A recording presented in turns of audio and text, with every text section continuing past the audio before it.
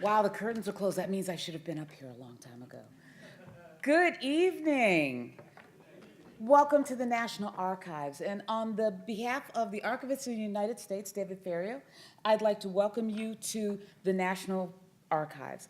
It is my pleasure to welcome you to the McGowan Theater and to your house here at NARA.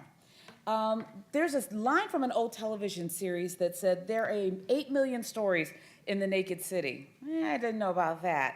But I have to tell you, here at the National Archives, we have billions of stories. So if you ever wonder about what we have, we are the nation's, the federal agency, the federal government's record keepers.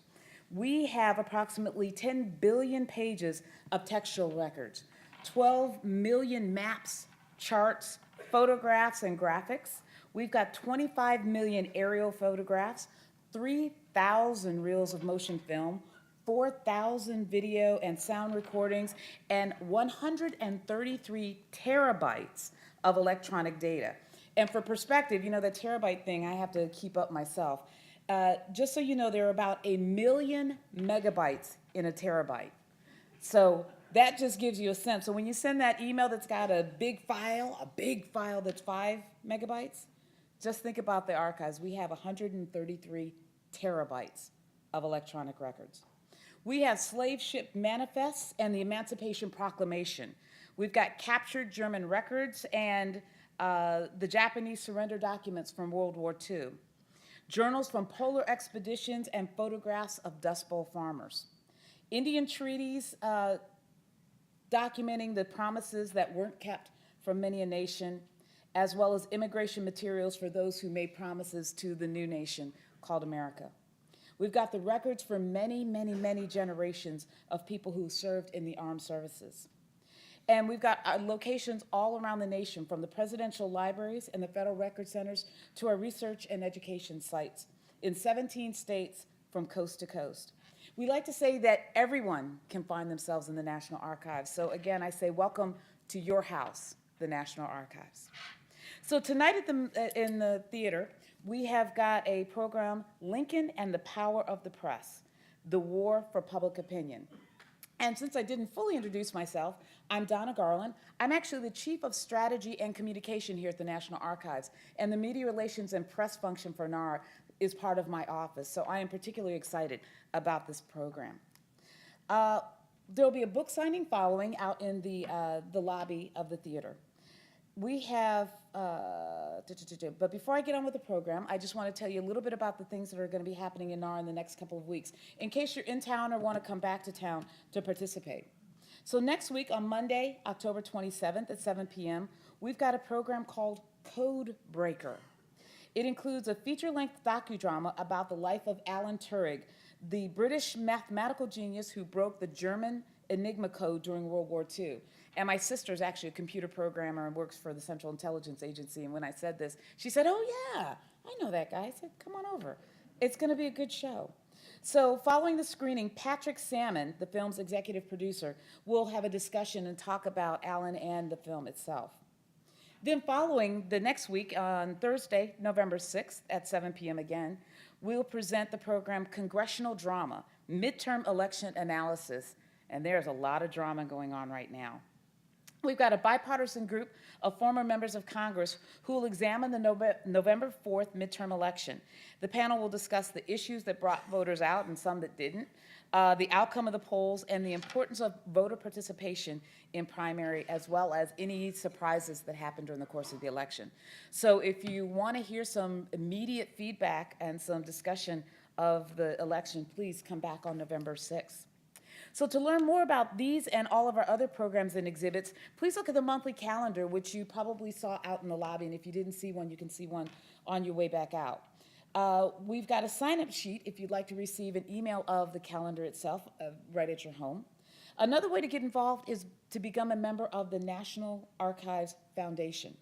And the foundation helps us do programs like we're seeing tonight, and they actually help support the development of this very theater.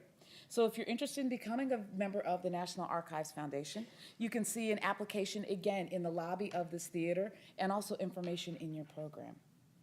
So enough about the business of the National Archives. Let's talk about the business of tonight.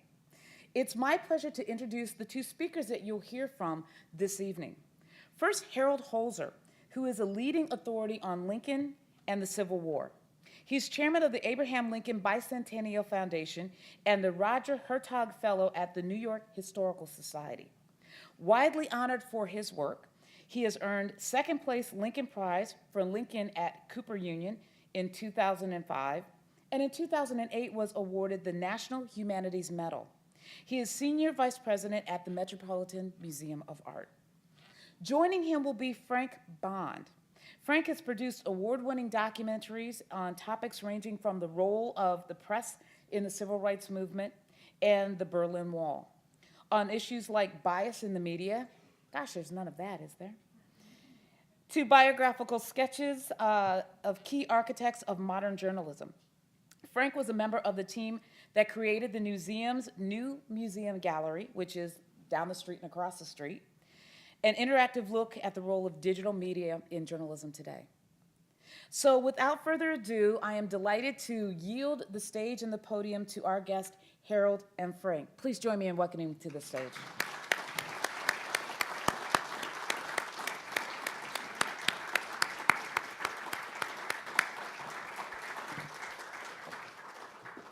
Good evening, and welcome, because tonight's program is going to prove to you that history can be as enticing and sizzling and dramatic as anything Netflix can serve up, even House of Cards. You just have to know where to find the stories and then how to tell them, and Harold certainly does that. In fact, Harold helped us at the Newseum with an upcoming exhibit, President Lincoln is Dead. The New York Herald reports the assassination. We may touch more on that later, but we're going to talk about President Lincoln and his dealings and workings with the press, with newspapers at the time. I think it's important to set the stage, Harold, by describing the landscape for the spread of news and information in the time of Lincoln. That's going to provide a context for really understanding the roles and practices of newspapers and their relations to politics and to the people. So first, the basic question, how was news moving in and out of Washington? And at that time, what had the biggest flow, from the capital out to the states or from the states into the capital? Not surprisingly, from the East Coast out, and that held true for New York City and from Washington, D.C.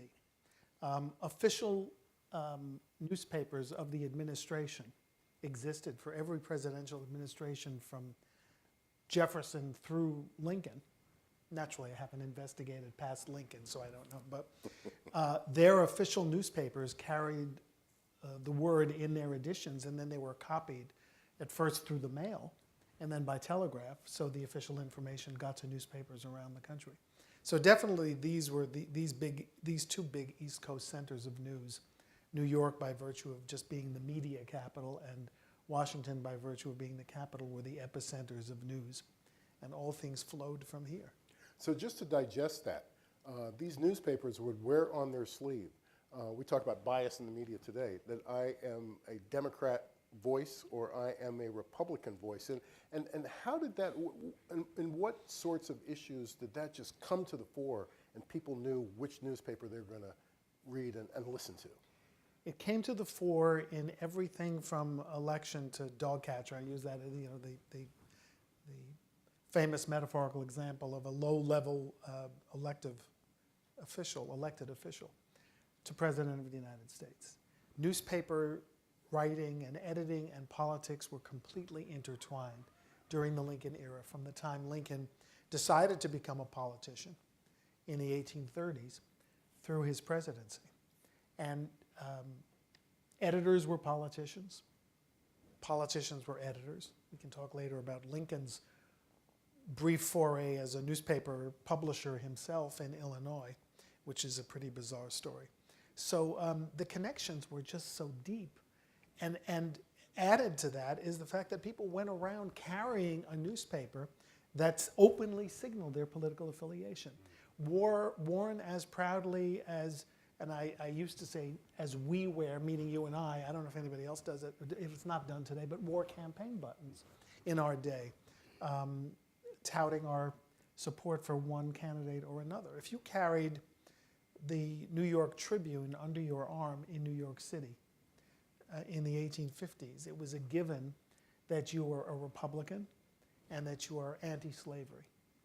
If you carried the New York Herald under your arm, it was a given that you were a Democrat.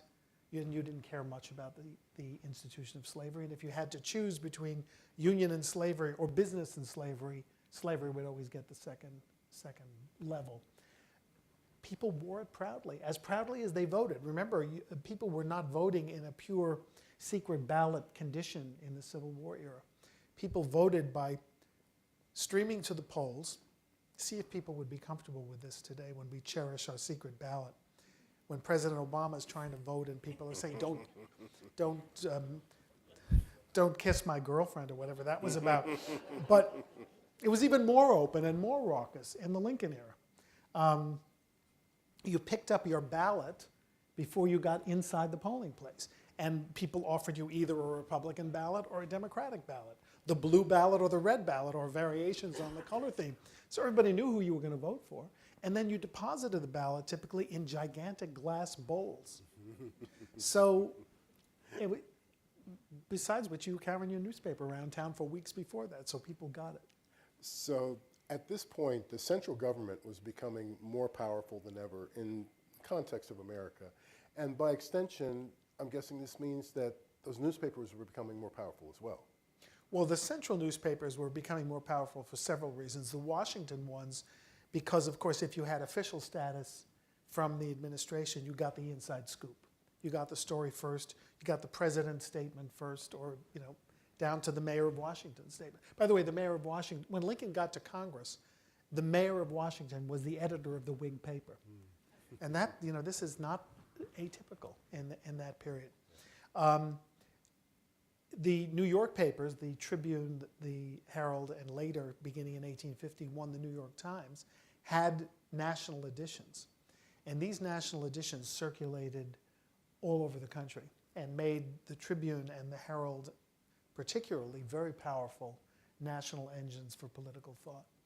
Let's talk about some of the men behind them, and let's start with Horace Greeley, who famously said, "Go west," but that wasn't until after the Civil War. But here's a newspaper man that was very much steeped in many of the issues of the day, whether it's encouraging women to pursue women's rights, abolition, that sort of thing. Tell me a little bit about Horace Greeley and the influence he had. When I began this project, I really wanted to fall in love with Horace Greeley. I always had a secret desire to write a book just about Greeley. Unfortunately, as I progressed in the research and then in the writing, I realized that he was, I don't know how you put it, inconstant. He could not support an issue for more than 45 minutes without moving to the next issue. I don't know if it was like he had some sort of institutional ADD. He was a crusader, and he was a genius about promoting himself. I think abolition certainly was a key issue for him for the greater part of his life, but when you get to the Civil War era, he's willing to throw Lincoln in and cancel emancipation for peace in a weak moment. So Greeley, a total American original, he was as familiar to people by his appearance almost as Lincoln was when Lincoln became elected. He wore battered hats, he wore white linen coats that went down to his ankles. He would walk around New York City with his trousers in one boot, and then the other trouser leg was outside of the boot. Papers would be falling out of his pocket. He would wander from one side of the street to another. People would meet him in Manhattan and say, "Mr. Greeley, where are you off to?" And he wouldn't remember. Now, I don't know if it was an act or whether he was genuinely absent-minded. But in addition to women's rights, which was obviously very advanced, and abolition, which was dangerous when he began advocating it, he also was a big advocate of bran cereal, vegetarianism, spiritualism, utopian socialism. He lived in a house where there was no smoking, no drinking, no eating of meat. People would go out of there shocked about the environment in which he lived. But again, wildly popular, wildly influential. He had several moments in the Civil War where he buckled. After Bull Run, and as the 1864 re-election of Lincoln. 150 years ago, this month, I think Greeley was reliably supporting Abraham Lincoln, as any Republican editor would, but a month and a half before, he had gone off the reservation. I guess we can get to that later. So that's my Greeley summary, a character and sort of lovable. You know, it's one other, let me just add one other thing, not to belabor Greeley. I feel like I must apologize again for not loving Horace Greeley. He and Abraham Lincoln had so much in common. Both, as I point out at the beginning of the book, both began their adult journeys in the same year, in the same season, under the same circumstances, practically walking from their parents' home, or in Greeley's case, from his first job, to their each man's new headquarters in life, alone, on foot, allegedly both carrying all their belongings in a kerchief tied to a string. They were both born in log cabins. They both escaped or endured the deprivations of their youth through reading. Both just were wild for newspapers from an early age. And yet when they finally met, well, they met at a convention once, but then they met in Congress. They both served in Congress. Greeley was the Washington correspondent and the congressman at the same time, also typical. They just never hit it off. It was always something that kept them from being allies. And that was unusual for Lincoln because he courted newspaper men the way, well, I'll leave it at that. He courted newspaper. There are two more characters I want you to describe a little bit, because I think these other characters really help to define Lincoln, help us to understand once we get to I'll try the to main be event. briefer about the other No, it's guys. okay. Henry Raymond of the New York Times and his connections to the Republican Party and to Abraham Lincoln. Well, this is the typical politician editor of the mid-century period. He was a young man who loved newspapers as well, tried desperately to get Horace Greeley to notice him when Greeley was commuting to Albany, New York, our state capital. I mean, I'm a New Yorker, to put out a campaign newspaper, which he needed to provide money to sustain his newspaper in New York City. Greeley finally hired him for the New York Tribune, and Raymond was very talented, very hardworking, very dogged, very capable, and was soon the managing editor. But Greeley was a cheapskate, among his many other rare gifts. And Raymond just told him at one point, I can't take it anymore, and went off, joined another newspaper, ultimately got backing from the William Seward faction of Republican New York politics, and founded the New York Times in 1851.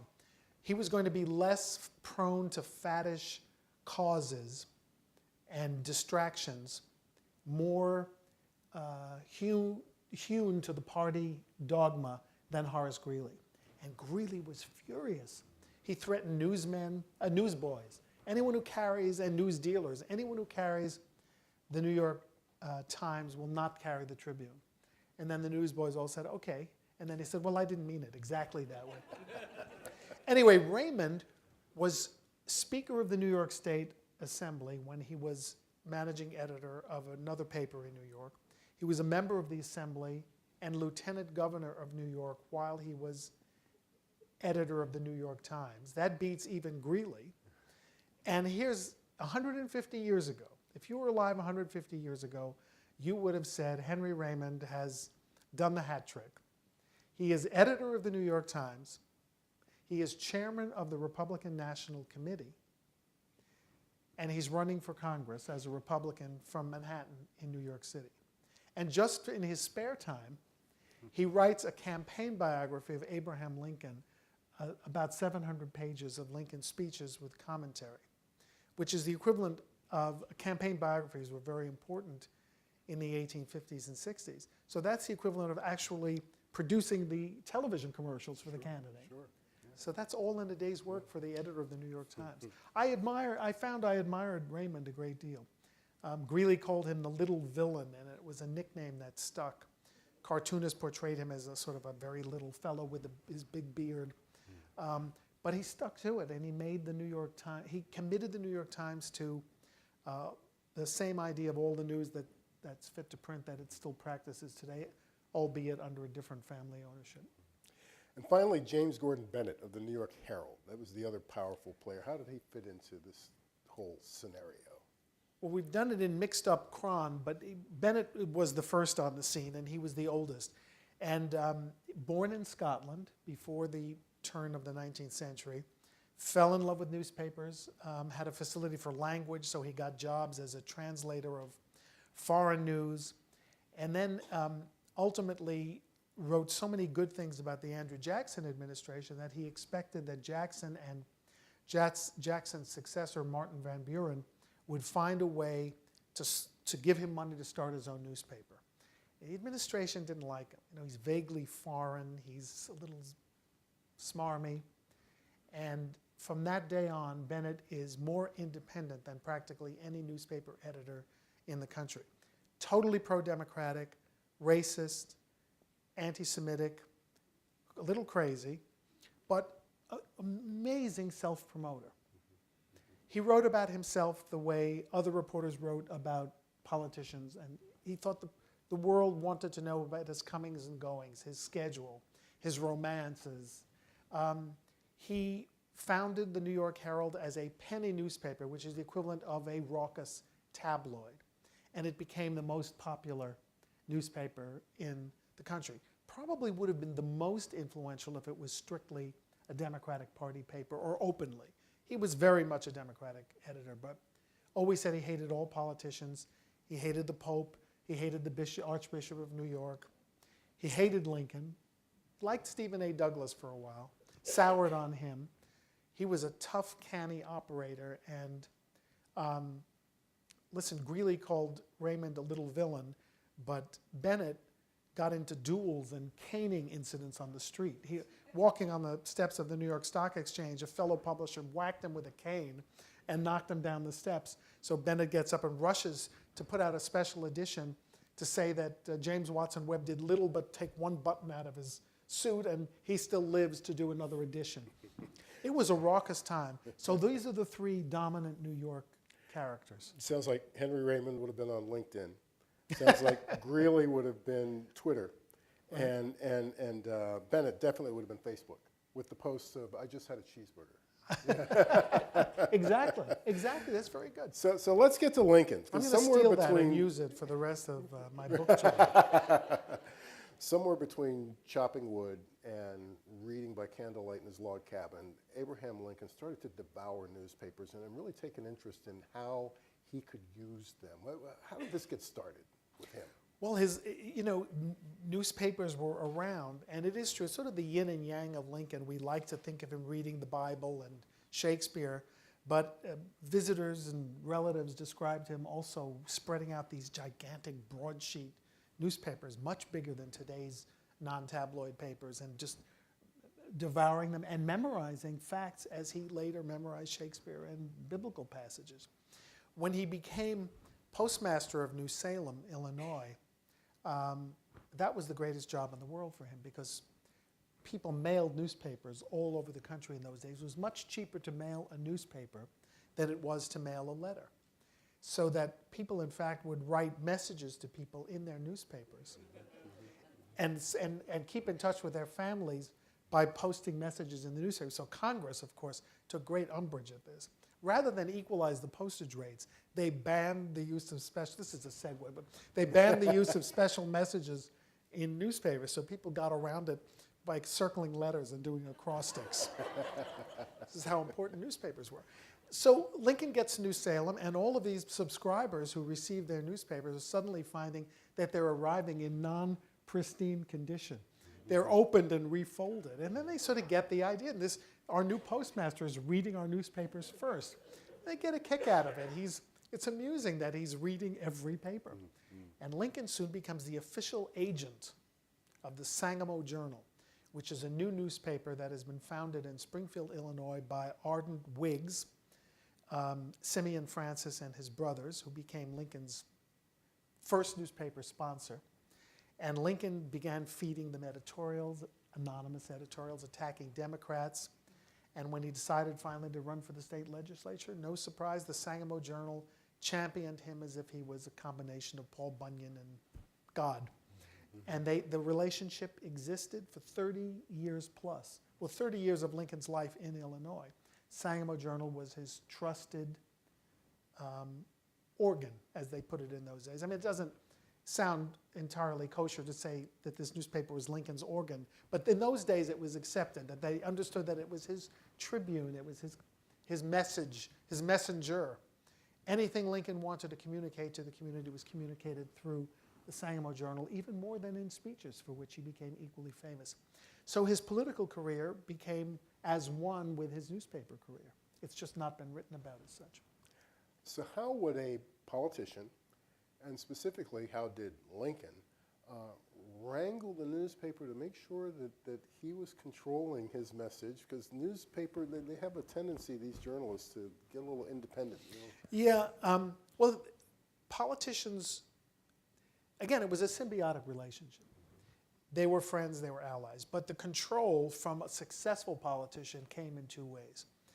Government printing contracts. If your party had the legislative majority, you got the government printing contracts. Very lucrative. It was the difference between success or failure in the case of many of these weekly newspapers that, like the Sangamo Journal, that then became twice weekly and eventually daily. Better than that, when you got into positions of power, you could appoint the editors to some official position that would provide them additional income. So Stephen A. Douglas, Lincoln's arch rival in politics, has his own official organ in Springfield, the Illinois State Register. Its editor becomes a clerk in the state assembly, which is largely Democratic. And Douglas offers him jobs in when Buchanan is elected president, and they keep the patronage going back and forth. When Lincoln is elected president in 1860, an astonishing number of newspapermen got jobs as postmasters, and that was a big deal. Scripps, one of the co-editors of the Chicago Tribune, became postmaster of Chicago, which meant that he got to appoint about 100 other postmasters. Lincoln's favorite German editor became minister to Vienna, the diplomatic post. The joke was at the New York Tribune that so many managing and assistant editors were appointed to diplomatic posts that there would be nobody left to turn out the paper. So patronage and advertising, that was the control. And ideology, which they shared sincerely. And so Lincoln understood the connection between the newspaper and its readership. And one of the stories I love is of a newspaper he purchased because he saw an opportunity there that had to do with votes. It had to do with votes. It is a very strange story. In 1859, immigration became an issue in Boston, of all places. It started in Massachusetts. Democrats proposed a 2-year rule that hyphenated Americans would not be allowed to vote until they were in residence for 2 years. And it really was a strange thing to propose because the Democrats encouraged Irish immigration and favored Irish immigration because the Irish voted overwhelmingly Democratic. But the German immigrants voted overwhelmingly Republican. So bearing that in mind, Abraham Lincoln in 1859 learned that a German-born editor had recently moved his printing presses from southern Illinois to Springfield, Illinois, to start a new German-language Republican newspaper. But he got into financial trouble. We're not sure precisely what kind. And his printing presses and all his typesetting operations were confiscated, held in hock. Well, guess who came to the rescue? Abraham Lincoln did not attend a rally that this editor organized to protest the 2-year residency law, although he sent a letter a couple of days later. But he gave him $500 to get his printing press out of hock to start a new newspaper called the Illinois Staatsanzeiger, the Illinois State Advertiser, a weekly German-language paper. And Lincoln wrote the contract himself. I know the admonition that lawyers should not have themselves for clients, but Lincoln did. He couldn't spell the name of the editor, Theodore Canisius. He always spelled it incorrectly. But here's the contract he wrote. I will give you $500 to reclaim your apparatus. You will start a Republican newspaper. If it is conformable, that's the word Lincoln used, with the National Republican platform and the state Republican platform, then after the end of 1860, that's an interesting date, after the presidential election, you can have it all. You can have the typesetting, you can have the printing press, no charge, no repayment, no interest. That's all you have to do. And that's all he did. The sad thing is not one copy of this paper exists in Illinois. No one's been able to find one. But we know from the reports in the daily English language paper that those who could speak German said that the paper was totally pro-Lincoln in 1860. So why was this important? Why would Lincoln buy a newspaper printed in a language, by the way, that he didn't understand? He had taken German lessons in Springfield with a group of friends, but apparently he was such a wisecracker in the class that no one learned anything, and they disbanded the class. I should circle back. I didn't answer the main thing you asked. Why was this important? Because Germans were migrating westward.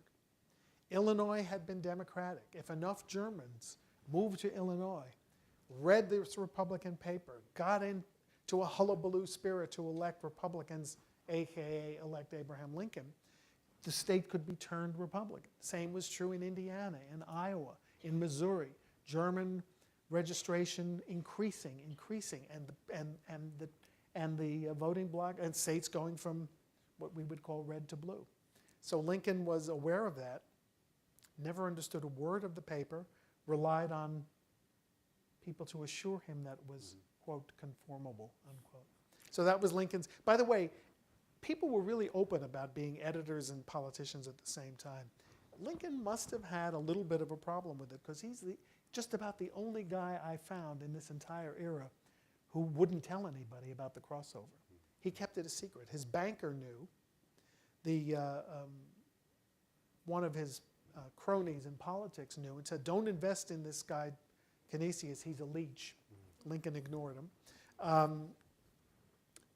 Canisius knew, but apparently nobody else knew. Didn't want it to be known. Well, let's stay right there for a moment, because everything you've described is specifically the sorts of things we've tried to stay away from in terms of the relationship between the free press, one of the tools of self-governance, and our elected officials. And yet, we've got a growing country, we've got a country on the move, and apparently it did not descend into chaos because of these practices, or did it? You know, in 1860, amidst this chaotic, certainly cacophonous newspaper culture, 80% of eligible voters went to the polls. Now, admittedly, it's 80% of white men, the only people who are eligible, but it's 80%. Maybe the wildness of the culture was kind of irresistible and magnetic. That's one of the things I speculate about a bit. But Abraham Lincoln probably would agree with you in one way when he became president, and there was an unprecedented rebellion at hand and a war to be fought, he suddenly became a lot less tolerant of the clamor and the raucousness and the independence. But that's another story I'm sure you want to get to. And we are going to get to that. I want to make one more little side road here, because the third rail of news and information in politics is always technology. And all this was going on when we had the telegraph coming into play, we had photography, and we had the railroad. Put those three together, what impact did that have on what newspapers could now do? Well, let's take photography out of the equation, sadly, because no one had figured out a way to publish photographs in newspapers. Photographs and artist sketches, certainly artist correspondence sketches during the Civil War, would be engraved very quickly in soft wood and made into woodcuts. But they didn't quite have that process in hand. Certainly, the telegraph revolutionized news reporting. News that had taken a week or a week and a half to amble west through the U.S. mails, which were not overnight, and made newspapers truly current, truly daily bastions of news, and that was unheard of at that time. The railroad brought the newspapers of New York west, south, and north. I found this wonderful line, and of course, as a New Yorker, I took special pride in it, that someone said, all of New York's newspapers seem to flow out to other cities, but no other newspapers come into New York. I find that completely unsurprising, but they were surprised. One more technological thing I would add to your mix, and that's the printing press. You know, no more of this, no more of the hand-cranked Peter Zenger operations. The whole lightning press made it possible to rush, you know, hundreds of impressions every minute. And that's why the New York Herald was able to reach a circulation of 100,000 during the Civil War. So the printing press added to that. In fact, both Bennett and Greeley talk about the fact that the most assuring moment of their day always came, even though they usually sat on the top floor of their 4- or 5-story buildings, when that hum started in the basement, and that was the printing presses starting, meaning that the first rounds of the newspaper were rolling off the presses at 2 or 3 in the morning. I take your point about photography. I love photography of the era because Lincoln himself said that Brady portrait that we see on the old $5 bill won him the presidency. No, it was the Cooper Union. Cooper Union. I'm sorry. That's all right. You're right. And Brady, when we got into the Civil War, giving the imagery, so they existed side by side. You're right. It was not a part and parcel to the newspaper themselves. They were still going with the cuts. But the New York Times writes a really seminal piece in 1862 when Alexander Gardner's battlefield photographs of Antietam go on view in New York, and they say the war has been brought to our doorstep because people were now finding ways to see the images. Again, the symbiotic relationship. If you don't know that this gallery has Gardner's brutal and devastating photographs of dead bodies, the newspaper will tell you, and there will be a long line outside of that gallery because of that review. The Civil War begins. I think, especially being in this town, we have to remember that the Battle of Bull Run, something that people went as spectators. We have a situation where Julia Ward Howe wrote the lyrics to the Battle Hymn of the Republic in her room at the Willard Hotel, looking out at the campfires and everything. And even at that point, I don't think Abraham Lincoln realized what was about to happen. But let's go into what you were saying about the unprecedented actions that he took against press freedom in terms of censorship as the nation descends into war. Yeah, it's an extraordinary story because most people have acknowledged that the freedom of the press was challenged during the Civil War, North as well as South, but have focused on some of the most spectacular of the cases, understandably.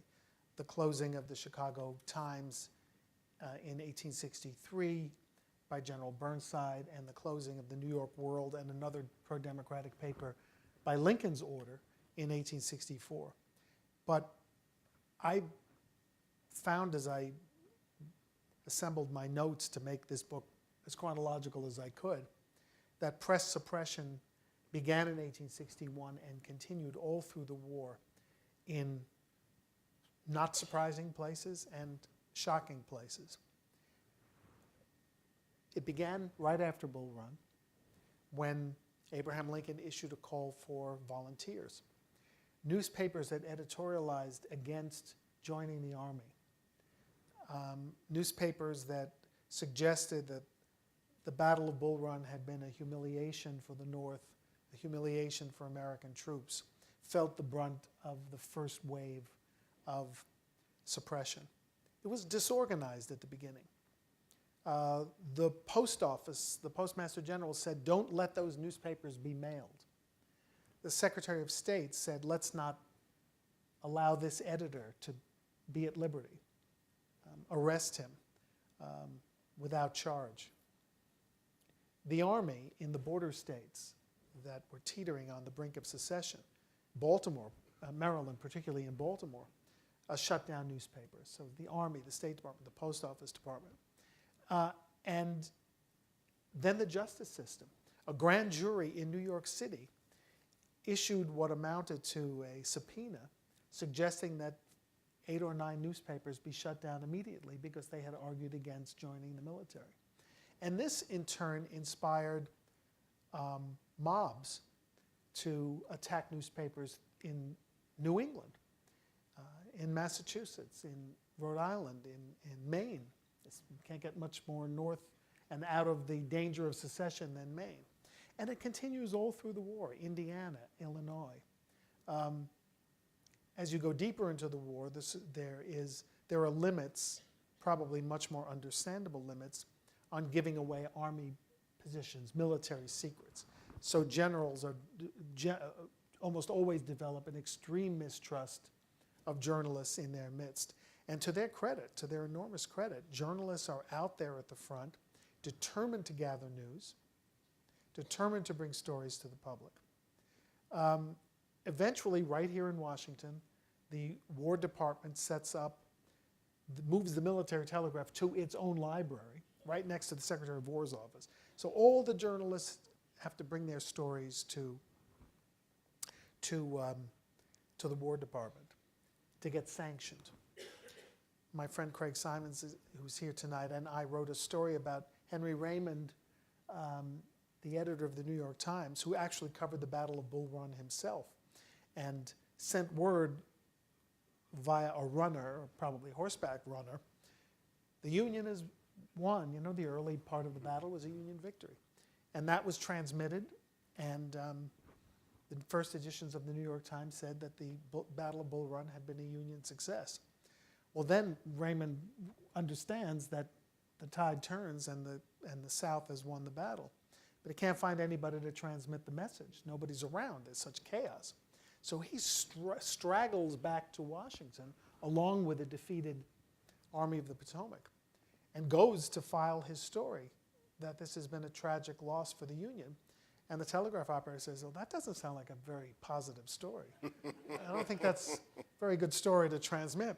It took the New York Times days while other newspapers in New York were saying that this had happened.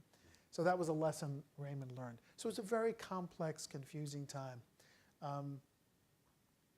Was there justification for it? Probably some. Certainly if reports are true that General Lee plotted his invasion of Pennsylvania in 1863 by reading about Union troop positions in the Philadelphia newspapers. It's not helpful. But did it go over the line? Probably. And what sorts of attempts did newspapers make to fight back? How could they resist the power of the presidency? Most didn't. There were some miraculous conversions. Right after Fort Sumter, every newspaper in New York City flew an American flag. James Gordon Bennett's New York Herald noticeably did not, which instigated a mob to gather outside of the office of the New York Herald, yelling and chanting and screaming, and then people observed this young boy, an employee of the newspaper, racing out the door. About 10 minutes later, he came back with a flag under his arm. Miraculously. About 2 minutes later, a flag is unfurled from the window, and the crowd was rather disappointed that it couldn't burn down the paper. Dissipated. There were opportunities to strike back or to argue back. The House of Representatives held a major hearing about telegraph suppression here in Washington in late 1861 and late 1862. They got very sidetracked by a side story. You wouldn't believe this about a congressional committee, I know.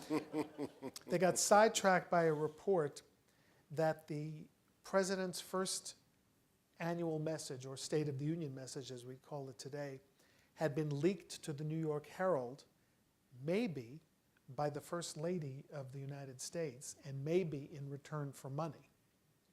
That was a pretty tough story. They never quite surfaced it. They spoke around it, but it was diverting enough that the major issue of the hearing, which is whether telegraphic censorship was abusive or in fact absurd, never quite never quite got heard, and no legislation was ever passed. After the New York World was shut down in 1864, Horace Greeley, our friend the Crusader, organized a committee of fellow editors, about 15 of them. Henry Raymond, of course, would not join because he's an organization man, and issued sort of a Bill of Rights for journalists.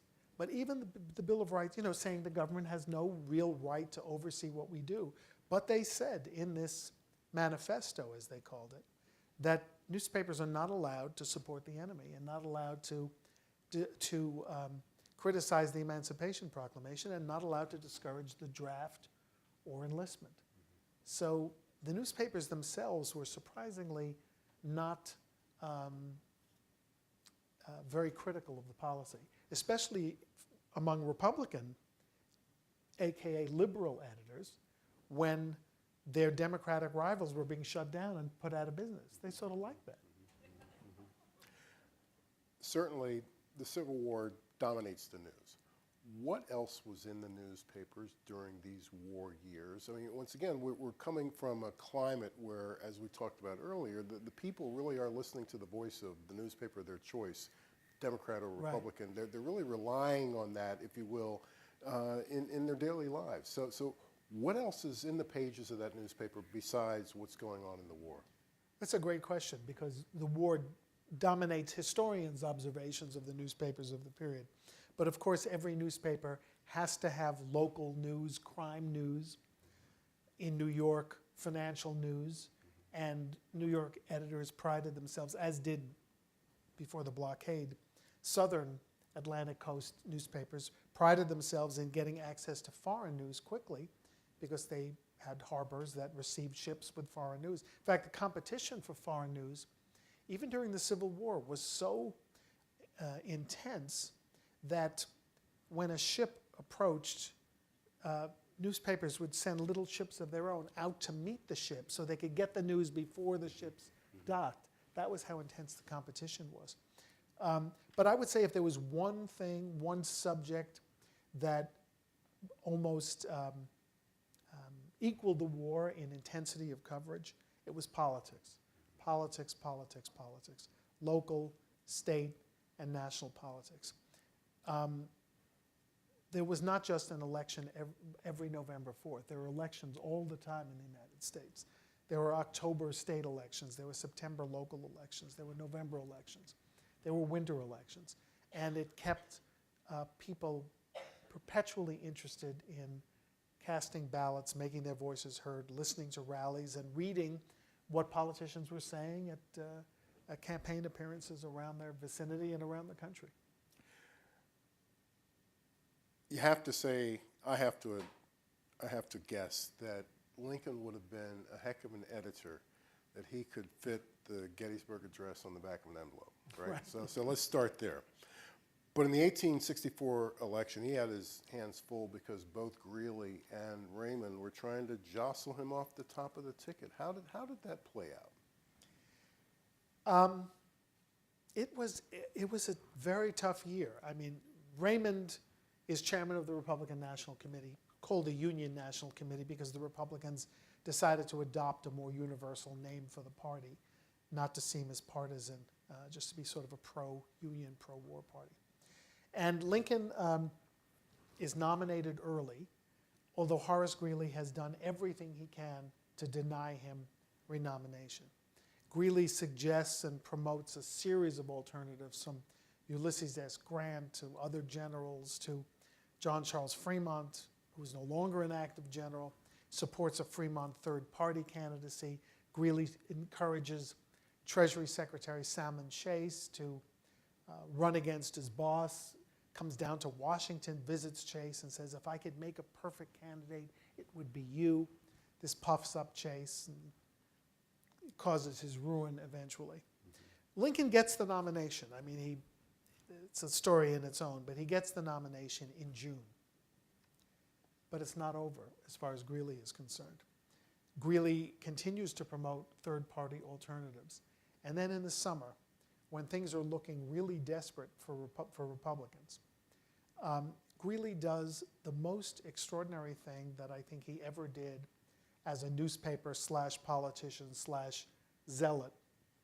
He decides, after years of advocating freedom, that the time had come, because the country was so bleeding and bankrupt, as he put it in a letter to Lincoln, that it was time to make peace with the Confederacy, to let them go, or to woo them back to the Union by canceling the Emancipation Proclamation, or at least putting it back on the table. There are peace delegates in Niagara Falls, Greeley tells Lincoln. You ought to invite them to Washington and find a way to make a truce that will end the bloodshed, even if it means, there's no emancipation. We'll call a convention of the states and try to figure this thing out, because we know we can speak in soft voices and without guns. Lincoln is appalled, obviously, and worried. But he's so brilliant politically, whether he would have been brilliant as an editor, I suspect you're right. He says to Greeley, no, I don't want these guys to come down here to Washington. I'm paraphrasing. Why don't you go up to Niagara Falls and you engage them in peace talks, and if you get a feeler for peace, let me know. So Greeley, who claims he doesn't want to do it himself, gets even more puffed up. And he goes up to Canada, Niagara Falls, Canada. But as he gets there and is prepared to start these talks, he gets a surprise. He gets a visit from President Lincoln's assistant private secretary, John Hay, who's also sort of his press secretary, and has continued to write newspaper articles himself all through the war. And Hay brings Greeley a letter from Abraham Lincoln. Here are the terms that I will accept. The rebellion is to end, the primacy of the Union is to be recognized, and emancipation is to be upheld. Greeley has no choice but to show the delegates this letter. The delegates say, this is an outrage. How dare you come up here and waste our time? The peace talks collapse. Greeley goes back to New York in abject humiliation and real fury. He's decided he's going to get Lincoln no matter what. And decides, let's publish all the correspondence that he's had with the president, the private correspondence. So Lincoln sends a quick letter to Henry Raymond, the editor of the Times, and says, Greeley wants to publish these letters. I will accept that, but here's what I'm crossing out. And he actually uses red ink to cross things out. Okay, switch to Henry Raymond for a moment. All of a sudden, Henry Raymond, the chairman of the RNC, goes off the reservation. And he writes a letter to Lincoln saying, everyone says you can't win. Maybe you should hold a peace conference. Maybe you should put emancipation back on the table. So now the two most important Republican editors in the country are telling him to abrogate emancipation, cancel freedom, or at least make it a negotiating chip. Lincoln has always been able to control Raymond through personal persuasion and by force of personality. He never tries it with Greeley, or at least he knows it doesn't work from his congressional days. Calls Raymond to Washington with the entire National Committee, puts his big hand on Raymond's shoulder, I imagine. Raymond's about 5'1". That hand comes crashing down on his shoulder and saying, I think it's better that we lose and favor freedom than that we win and cancel freedom. And as he later put it, if I should cancel freedom after African Americans have fought for their own freedom in our ranks, I should be damned in time and eternity. Raymond gets very excited. We're going to win this somehow. We're going to go back. He's energized. He goes back to New York. And that one little moment of Raymond's feeling it was over never happens again. And then a few days later, William T. Sherman occupies Atlanta. And suddenly, even without public opinion polls or daily briefings on where we are with elections, everyone feels that the wind is at Lincoln's back and that he will succeed. And everything turns and there's great enthusiasm.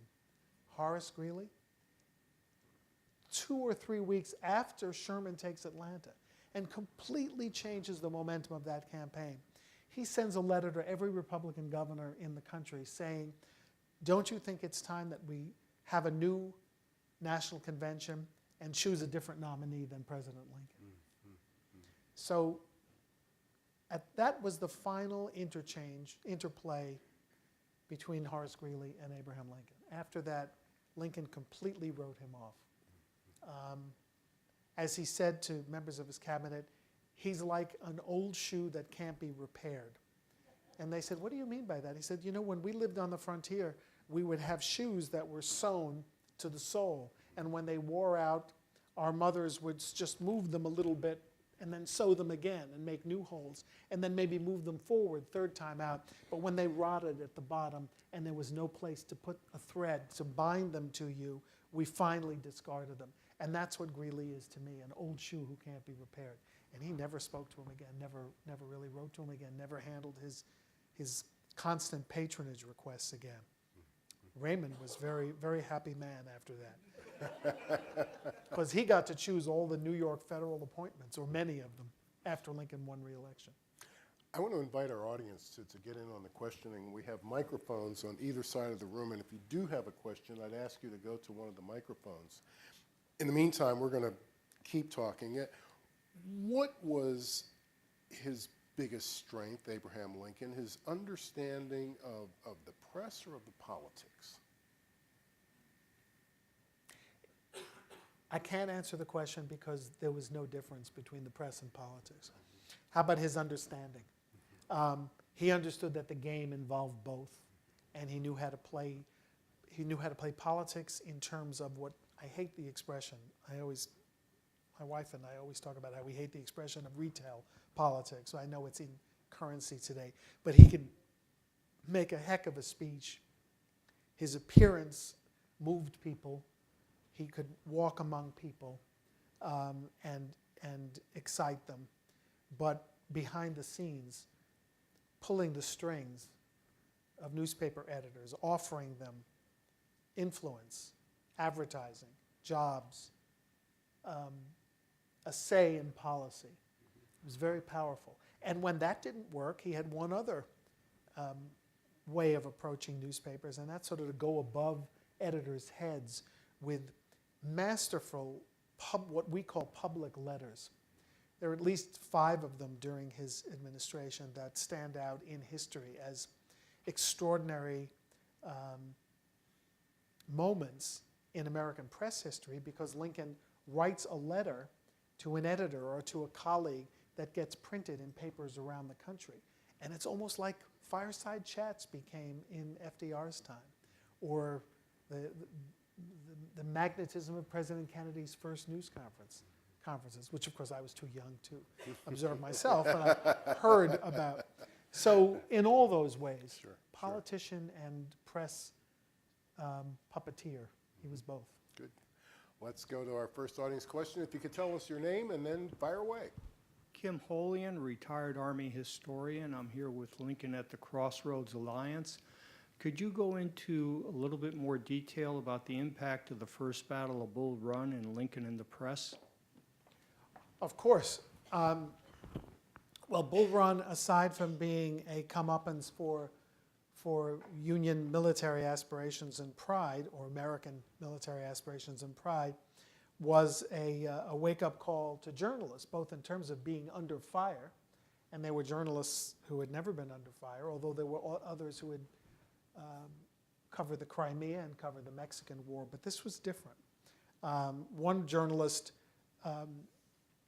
was so famished that he began eating berries off a tree during a skirmish, and then some shot was scattered around the area, and all the berries came pounding down on him. He realized that was a slightly different experience than he had been used to. But it was also an experience of awareness of the limits of freedom of the press. William Howard Russell of the London Times was probably the greatest victim or the greatest perpetrator, or both, of that occurrence. Russell, who was the most famous war correspondent in the world, was sent here by the London Times to cover the American troubles, and very grandly went out to Bull Run, rented a handsome carriage, and when he came back, wrote about complete disorganization of the Union Army, cowardice by some of the troops, and very bad decisions by officers. Russell was so hounded by the War Department and so abandoned by Lincoln, who had met him a few weeks before Bull Run and said, "Mr. Russell, I'm so glad to meet you. I reckon the London Times is as powerful as anything on earth except maybe the Mississippi River." Now he conspired with the War Department in denying him access to the front in an effort to get rid of him as the London correspondent. Convinced, I think, that Russell was pro-South, or at least pro-recognition of the Confederacy by England. So Bull Run, again, changes everything.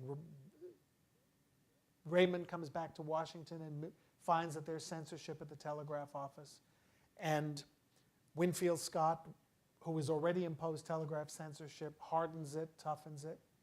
So it's the beginning of the free reporting of the war and the end of the free reporting of the war. And it all happens just so amazingly close to Washington. Thank you. Thank you. Sure. Let's go to this side. Hello. Hi, John Elliff from the Lincoln Group of D.C. We're going to be having a symposium on the 1864 election on November 8th, the anniversary of Lincoln's reelection. My question is about the election. In 1864, that election year, what was done to suppress the Copperhead and peace movement press during that election year? Good question, John. What I find amazing about the suppression issue in 1864 is not that there were incidents of shutdowns, which there were, but how Lincoln moves away from that as the campaign progresses. And even though the New York World is shut down in 1864 for a reason that had, remarkably enough, or ironically enough, had nothing to do with politics. It had to do with the World's publishing a bogus presidential proclamation on enlistment and the draft, which the administration was furious about because they were actually working on such a proclamation. In fact, it was a complete invention of yet another journalist who was hoping the stock market would plummet as a result of this news, and that he would then buy in and the market would recover and he'd retire from the newspaper business completely.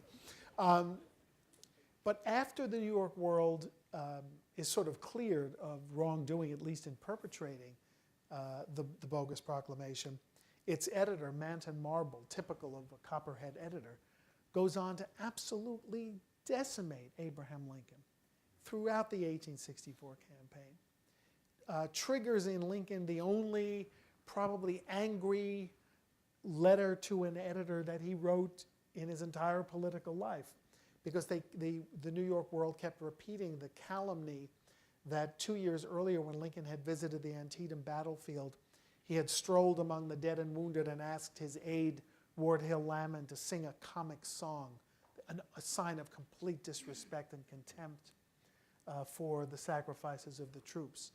Lincoln let it lie for a while, and then he called Lamon in and dictated this letter, or wrote the letter out, asked Lamon to sign it, send it to the papers, and then said, no, take it back. Let's not send it. If people are not convinced that I have enough character not to have done that, then I don't deserve their support. And he let the world get away with murder in 1864. Lincoln believed, I think sincerely, that newspapers that crossed the line and gave, this is a very loose term, but gave aid and comfort to the enemy were deserving of close watching and perhaps suppression, perhaps even the arrest and imprisonment without trial of newspapermen. He authorized it or tolerated it many times. But he believed also that there was something sacred about elections, about free elections. Why else allow a free election in the midst of civil war? And once he committed to that free election, he committed to freedom of the press. And I think that famous speech he made from the balcony of the White House saying if we did not have a free election, we might as well have said that the rebels have beaten us in advance. I think implied in that is he meant a free press during the campaign as well. Thank you. Let's go back over here. Yes, sir.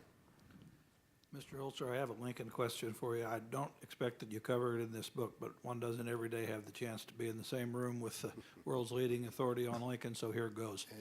Amen. This was the subject of an article in the New York Times in the last year or two, but what do you know about Lincoln's relationship with his father and his stepmother, it seems that they lived for a long time, that they survived him, at least that his stepmother did, but he His doesn't seem to have had anything to, or doesn't seem to have seen them for a long time or had much to do with them. Yeah, in those days, once you left home, you left home. So we shouldn't judge him too harshly for distancing himself from his roots when he became an adult. But of course, he had an extremely complicated relationship with his father, who did nothing to encourage his aspirations to learn and who, in fact, discouraged them. Little sympathy for Thomas Lincoln, who could barely read himself. You know, farmers had tried to have lots of children in those days because they needed their sons to help them on the farm. And Thomas had one son, Abraham. And I guess when Abraham said he's really not terribly interested in helping, it wasn't great news for Thomas Lincoln. And I imagine that Thomas was as disappointed in his son for not caring about supporting him as Lincoln was disappointed in his father for not understanding his quest for learning and advancement. Did he hit him? Did he beat him? Some people attested to the fact that he used the lash and corporal punishment, which wouldn't have made him that unusual either. I suspect that when Lincoln got, to be a head taller than his father, that stopped. But no great love. And we know that because when his father was dying in the 1850s, his stepmother's son wrote to Lincoln and said, "You must come, father is fading." And Lincoln wrote a letter, a mysterious letter saying, "I think it would cause more pain than comfort if I were to come now." So clearly there was a great rift that was unhealed and unhealable, even at the time of Thomas's death. Briefly about his stepmother, I think that the two most important and most fortunate relationships Lincoln had in his life, and the two luckiest days of his life, are when the stepmother arrived at their log cabin and when he met Mary Todd. We'll get into Mary Todd later because you didn't ask about her, and someone always does. But this woman comes with furniture and books into their lives, finds these ragged, wild children who had been abandoned, young children abandoned in their cabin, while Thomas went off to the big city to see if he could find another wife, a widow woman who had cast her lot with him and his children. And she brought brothers and sisters and books and fancy furniture, and it instantly took to this unusual young man. Loved him as much or more than her own son, protected, nurtured, encouraged him. Is one of my sources that Lincoln read newspapers at an early age, so I'm grateful to her for that myself, in an interview with Lincoln's law partner. And Lincoln absolutely adored her. And they met very touchingly for the last time after Lincoln was finished composing his first inaugural address. He paid a visit to his mother to say goodbye, to his stepmother. So he did go back when his father was out of the picture. And she held on to him and said, I know they're going to kill you. And they separated and hugged and embraced, but she had that premonition. And they said that when the cousins arrived at her cabin in April 1865 to tell her that, in fact, he had died, that she wasn't even surprised. And she had shed her tears at his parting from Illinois. He did try to help her during his presidency. There's this letter that his cousin Dennis Hanks writes, just what Lincoln needed in the midst of the Civil War. He gets a letter saying, that $50 you sent from Mother has been misspent and misappropriated. So I imagine he sent money to her repeatedly and probably was never convinced that it was being put to use for her. So it was difficult, but great love. Thank you. Because Mary encouraged, elevated him, just as his stepmother had. encouraged him, made him believe in himself, and shared with him, "Go Mary," a love of newspapers. Their love was founded on newspapers. After they had their terrible separation on the fatal, what is called the fatal 1st of January, 1841, when Lincoln broke off their engagement. Now that was just a relationship based on physical attraction and love of poetry. They got together for a much more important reason, newspapers. Mary and Abraham had been busy writing these very caustic, anonymous letters for the Springfield paper, torturing and teasing an Irish-American office holder named James Shields. And Shields stormed into the office of the Sangamo Journal and demanded to know who is the author of these letters. Well, one of the most recent ones had been written by young Mary Todd. So the editor called Lincoln and said, "Well, what do we do here?" And Lincoln said, "Tell him that I am the author." Very heroic. Mary was very impressed. And Shields was not impressed. He challenged Lincoln to a duel. And they went out to an island, technically part of Missouri, where dueling was legal, called Bloody Island. And they were going to have a duel. Now, Lincoln, as the person who was challenged, got the choice of weapons, so he chose broadswords. You know, he had the longest arms in Sangamo County. So the duel was aborted and the problems were forgotten. Lincoln returned in one piece to Springfield, and very few weeks later, Abraham and Mary were married. Thanks to newspapers, as I said. All things lead to the press. Yes, sir. Good evening, Harold. David Gerlman with the Papers of Abraham Lincoln. My question is, Lincoln's wiliness in the election of 1864, dangling possible cabinet positions, Greeley as Postmaster General, Bennett perhaps as Minister to France, if you'd like to speak to those. Sure. I didn't dwell much on the Postmaster Generalship for Greeley because I really don't think there's any evidence that it could have happened, that they could have been in the same room even after Niagara Falls. But the flirtation with James Gordon Bennett was extraordinary. Lincoln had made an effort to neutralize James Gordon Bennett in 1860. He had an emissary from Illinois politics visit him in New York, and Bennett said, "Oh, you know, I don't think he's a bad guy, but I think he has terrible people around him, and the first time that there is a fugitive slave that he has to catch, they'll all be all over him, and he'll be a radical, and I'm not going to be for him." And he wasn't for him. And in 1864, Lincoln again wanted to neutralize Bennett, the most powerful newspaper man and the most widely read newspaper in the country, not just in New York, but again in that national edition. And reprints. It's another thing worth mentioning, that things printed in the Herald were reprinted everywhere. Things printed in the Times and the Tribune, etc. So yes, I think he did dangle what we would call the ambassadorship to France to Bennett in total secrecy. Bennett, what's strange is that some historians contended over the years that the New York Herald supported Abraham Lincoln. It did not support Abraham Lincoln. The editorials through practically Election Day 1864 are anti-Lincoln, but they're also a little bit anti-McClellan. A pox on both their houses. It's a bad choice. It's a terrible choice we have. And that was enough for Lincoln, because astonishingly enough, after the election, he officially invites this character who he won't even invite to the White House. He never wants him in the White House. He is such a social pariah that he's not welcome in any dignified circles, especially the most important house in the United States. He does offer him the job, and Bennett very grandly says, I can't accept it at my age. It would be too much for me, and I could be of much more use here. Probably Lincoln would have loved the idea of getting rid of him and getting him to Europe so that he could proceed with Reconstruction without James Gordon Bennett. But if it was the deal of the century for support, the support didn't come.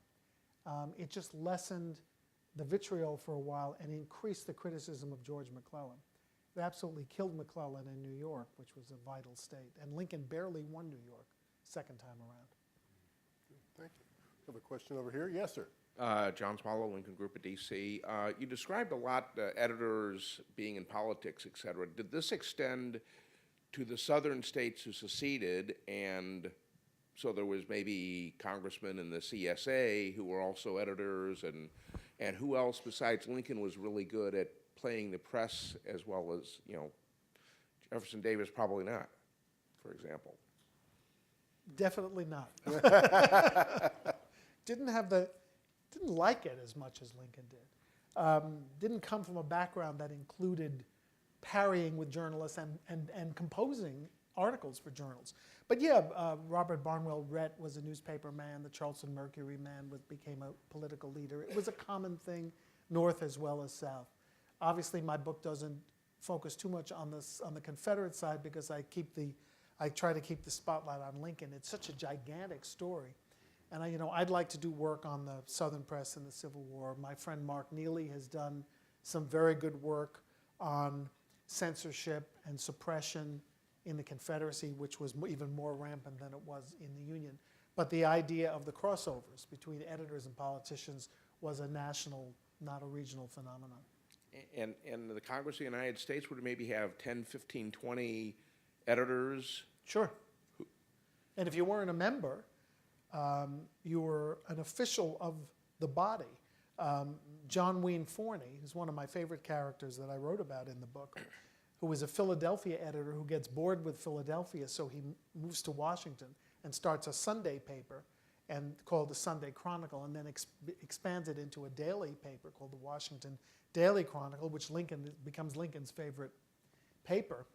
I think it's the one he poses with on the cover of the book at a photography gallery.